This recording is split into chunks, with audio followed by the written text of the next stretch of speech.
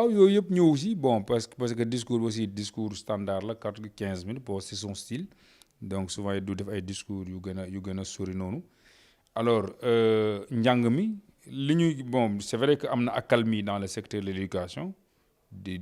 année yëpp c'est rythmé alors donc de troubles ba quantum horaire yi ça pose problème dans les calendriers universitaires déséquilibrés et cetera bon il y a des accords yoo xamante ne nii moo indi accalmie nañ fexe respecter accords yooyu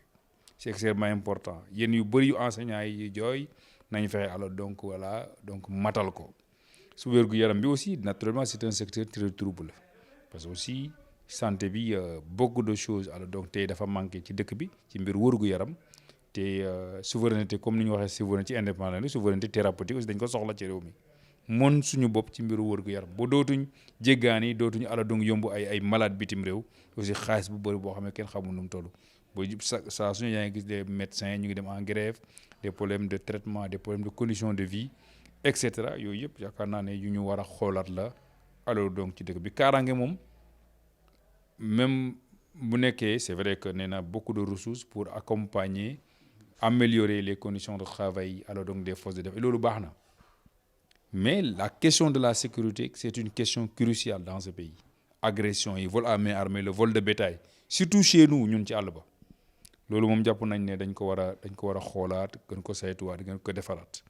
yaakaar naa ne loolu lu ci am solo la vol de bétail moom te vol de bétail waxuma la sax insécurité bu muy indi parce que ki ñëw sàcc si boo riposté mun na def ci yow mais aussi day impacter sur les conditions sociales des populations ku góorgóorlu yar dara ñu yóbbu ko mais dañ lay dugal ci ndóol dafay accélérer alors donc voilà la pauvreté day accélérer même exode rural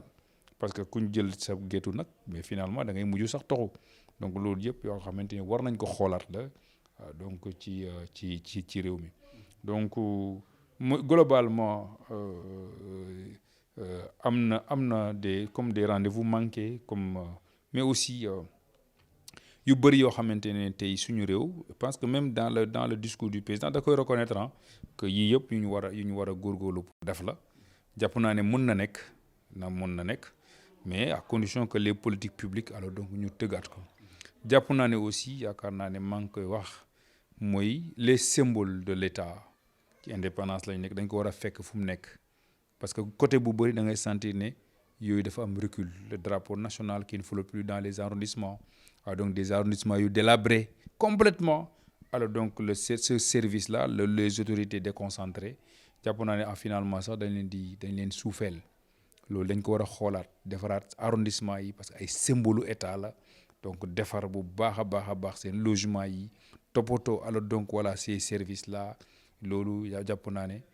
donc ci comme ni suñu drapeau ni mu war a flotter au niveau international